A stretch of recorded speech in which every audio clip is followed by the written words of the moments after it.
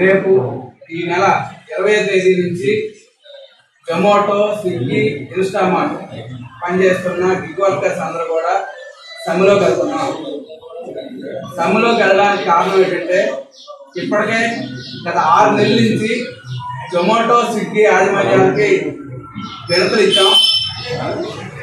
కనీసం గత last November నాటికి ఉండే రేట్లు ఇవ్వమని చెప్పేసి ఈరోజు వినతిపత్రాలు ఇచ్చాం. వాళ్ళు స్పందించకపోతే లేబర్ కమిషనర్ గారికి ఇచ్చాం, కలెక్టర్ గారికి ఇచ్చాం. లేబర్ కమిషనర్ గారికి కూడా స్విగ్గీ యాజమాన్యం కనీసం మీటింగ్ రాలే. జొమాటో యాజమాన్యం కూడా మీటింగ్ వచ్చి మేమేమి చేయలేమని చెప్పేసి వెళ్ళిపోయింది. కలెక్టర్ గారిని కలిస్తే మేము చేతులు ఇచ్చేసారు. తప్పనిసరి పరిస్థితుల్లో ఈరోజు జొమాటో, స్విగ్గీ రైడర్స్ అందరూ కూడా సమ్మెలో దిగవలసి వచ్చింది. ఎందుకు దిగుతా ఉన్నారు? గతంలో ఇచ్చిన రేట్లు గత నవంబర్ నాటికి 2024 నవంబర్ నాటికి కిలోమీటర్కి 12 రూపాయల నుంచి 10 రూపాయలు రేట్లు ఇచ్చేవారు.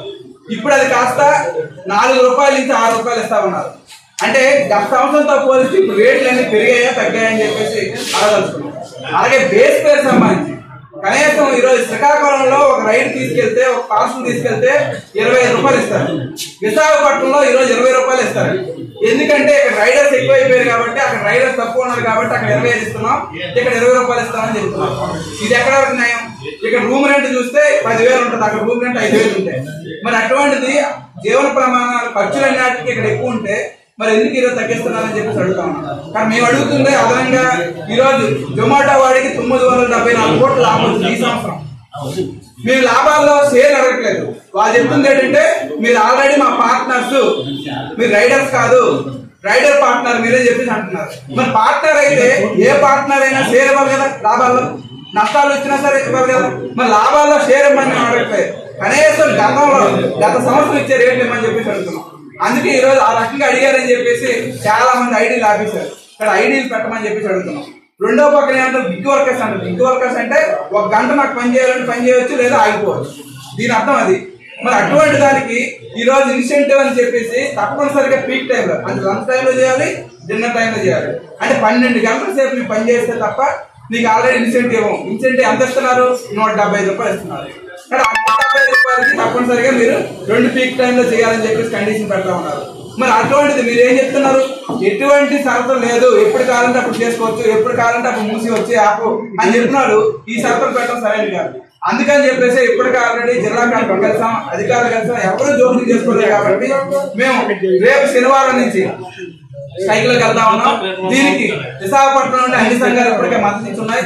మేము అడగలుగుతుంది ఓన్లీ స్ట్రైక్ చేయడం ఒకటే కాదు, సోమవారం నాడు 22వ తారీఖున కిలో కలెక్టరేట్ కార్యక్రమం పెడతా ఉన్నాం. బుధవారం నాడు ఎమ్మెల్యేల ఆఫీసులు అన్ని దగ్గర కూడా ముట్టడి చేయబడతా ఉన్నాం. ఇదేదో విశాఖపట్నంలో స్టార్ట్ అయిన ఈ ఉద్యమం ఇక్కడ 40,000 మంది మాత్రం గిగ్ వర్కర్స్ ఉన్నారు. ఇది విశాఖపట్నం పరిమితి కావట్లేదు.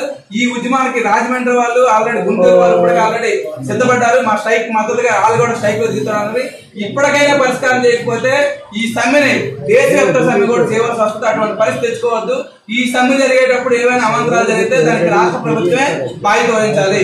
అప్పుడు మా సమస్య, రైడర్ సమస్య పరిష్కారం అయ్యే వరకు మేము అడుగుతుంది 3 పాత రేట్లు ఇమ్మని, రెండోది బిఎస్పీ 30 రూపాయలు ఇమ్మని, అక్రమంగా తొలగించిన ఐడీలు ఆన్ చేయమని చెప్పేసి, కిలోమీటర్కి గతంలో ఇచ్చినట్టు 10 రూపాయలు 12 రూపాయలు ఇవ్వమని చెప్పేసి, ఇది కూడా పరిష్కారం చేయడానికి చర్చలు చేయకపోవడం చాలా దుర్మార్గమైంది.